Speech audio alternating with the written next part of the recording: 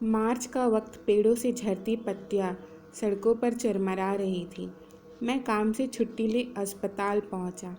मेरी रिपोर्ट आनी थी। कुर्सी पर बैठ अपनी बारी का इंतज़ार करते हुए फ़ोन चला रहा था। तभी बुलावा आया। डॉक्टर ने सधी हुई आवाज़ में कई बातें कही, जिसमें एक लफ्ज़ था, एड्स। मैं नासमझी से सिर हिला रहा था। तब उसने सीधे कहा, तुम्हें किसी विटामिन प्रोटीन की कमी नहीं है, एड्स है। अपने लिए एड्स सुनना वैसा ही है जैसे दुनिया की तमाम काली किसी एक चेहरे पर इकट्ठा कर दी हो। जतिन कहते हैं, इस एड्स के मरीज का जिंदगी नामा। माँ बाप का पता नहीं। जयपुर के अनाथालय में पला बड़ा। बचपन को याद करता हूँ तो सबसे पहले वहाँ की सीली दीवारें याद आती है। पलस्तर झड़ी, बारिश के पानी में फूलती दीवारें। कुछ बच्चे सजावट के नाम पर दीवारों पर भड़कीली फिल्मी पोस्टर लगा देते थे, तो कोई हंसते हुए बच्चे की तस्वीर, सफ़ेद फादर कपड़ों में खोपली हंसी हंसता बच्चा। देखते देखते मैं उस अनजान अनाम बच्चे से जलने लगा।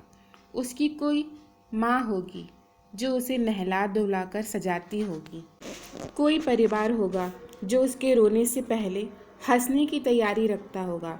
मैंने कमरा बदल जाने की दरख्वास्त की।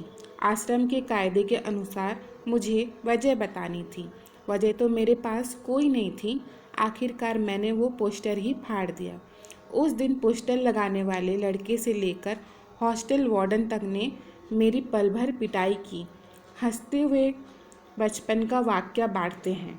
अनाथ बच्चे के पास रोने को खास मसले नहीं होते।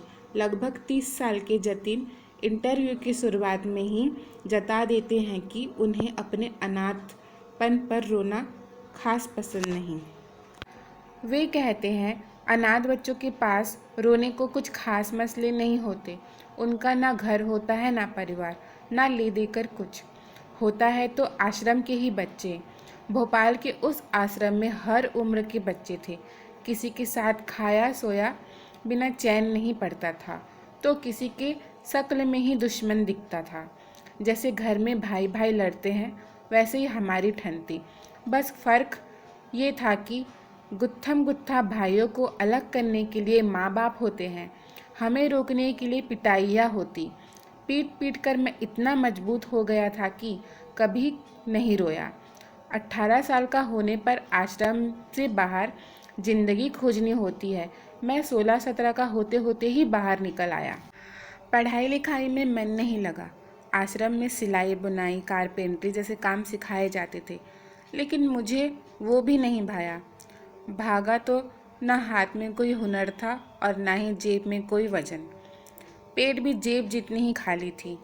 शाम तक भटकने के बाद एक ढाबे में रुका। भरपेट खाना खाया। पैसे की वजह काम देने की सिफारिश की। उन्होंने मुझे बर्तन धोने, खाना सर्व करने से लेकर सब्जियां काटने तक सारे काम दिए। मैं शरीर से मजबूत तो था, लेकिन काम में उतना ही लापरवाह। बर्तन धोता तो अगली बार खाने वाला पहले ही डिश देख सकता था। सब्जियां ऐसे काटता जैसे कत्ल कर रहा हूँ। सर्व करते हुए थाली मेज पर रखता तो कस्टमर सहम जाते। ढाबे वाला मुझे भगाता। उससे पहले ही एक ट्रक ड्राइवर से साठ घाट कर निकल पड़ा। ये काम ठीक है। पहली बार ट्रक में बैठते हुए यही लगा। सर्दी का वक्त रहा होगा। तेज भागती हवा, तेज रफ्तार, ट्रक से होड़ करती। कान साए साए बजते, आँखों में जैसे बर्फ की डली रखी हो। जन्मा कहाँ पता नहीं। बचपन आश्रम की झिरमिरी दीवारों में बीता। अब ट्रक में बगल की सीट पर शहर शहर घूमता। झरने, नदियाँ, पहाड़, रेत, बंजर शहर सब देखता। ड्राइवर को भाई बुलाता। उसकी संगत में पीने पिलाने लगा। कुछ ऐप मैंने उसे दिए, कुछ उससे मैंने सीखा। जिस्मानी ज़रूरतों को पूरा करने के लिए ठिकाने भी उसने ही मुझे सुझाए। हाईवे के पास पेड़ों पर कई रंग की झाड़ियाँ टंगी होती। रंग बिरंगी इन झाड़ियों के कई मतलब होते। एक मतलब तो ये है कि आसपास औरतें लड़कियाँ मिल सकती है।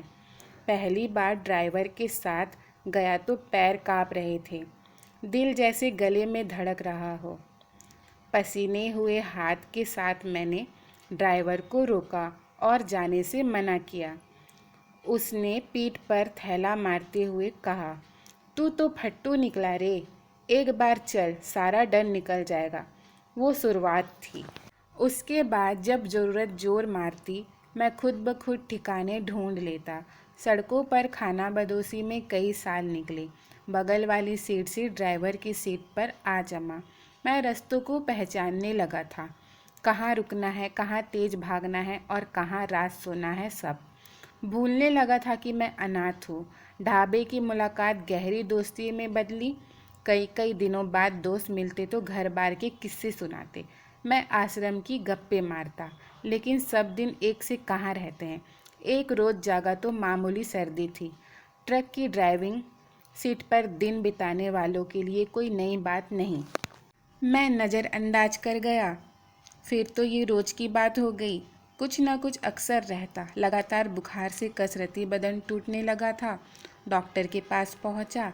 पैसे की मालूमात होते ही उन्होंने दनादन कई जांचें लिख दी। मैं लौट आया। रिपोर्ट ना आने तक घर पर आराम करने को। घर, हाँ, पुराने शहर में मैंने एक कोठरी ले रखी थी जिसका नाम था घर। दीवारों को अपने मन मुताबिक सजाया भी था। जल्दी लौट आने की फरियाद करती हसीन लड़कियां, कारें। एक जगह से भगवान की तस्वीर लगा रखी थी, एक जगह दूसरे मजहबों की। डॉक्टर से मिलकर लौटा तो बिस्तर पर ढह गया।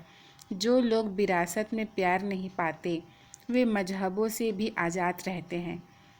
टूटी लेकिन गहरी उतरने वाली भाषा में जतीन कहते हैं। ट्रक चलाने, दोस्तों से मुलाकात, ठिकानों पर जाने और चक्कर खाने के बीच कभी ऊपर वाला की सुध नहीं ली। कमरे में पोस्टर लगाकर बिसर गया। उन पर धूल जमती रही। इर्द गिर्द मकड़ियों के जाल बुनते रहे। डॉक्टर से मिलकर लौटा तो बिस्तर पर ढह गया। नींद खुली तो सबसे पहले पोस्टरों की धूल झाड़ी और चुपचाप बैठ गया। अनाथ हूँ, मुझे मेरा मजहब नहीं पता, पूजा के तरीके भी कम ही जानता हूँ। हाथ जोड़कर बैठा रहा। अब ट्रक नहीं चलाता। जिन दोस्तों को अपना समझने लगा था वे एड्स सुनते ही बिलख गए।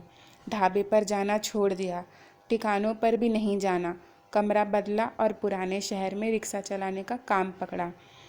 कसरती शरीर पोला हो चुका था। चढ़ावदार सड़कों पर दम फूलता है, टांगे चरमराती है। कई बार बड़ी बातूनी सवारियाँ मिलती है। उनकी सुनता हूँ तो मेरा भी मन करता है अपना दर्द बताऊँ कि मैं अनाथ हूँ और उस पर एड्स का मरीज। फिर डर जाता हूँ, बात फैलेगी तो शहर भी छोड़ना पड़ जाएगा। ट्रक चलाता था तब इस शहर के एक कोने में मेरा एक कमरा था। यही लौटता, यहीं से वापस निकलता था। इस शहर में अपना दिल रुक चुका है, इसे नहीं छोड़ सकता। यह कहानी आपको अच्छी लगी हो तो एक लाइक ज़रूर कर दीजिएगा और चैनल को सब्सक्राइब ज़रूर कर दीजिएगा और ऐसी कहानी सुनने के लिए धन्यवाद।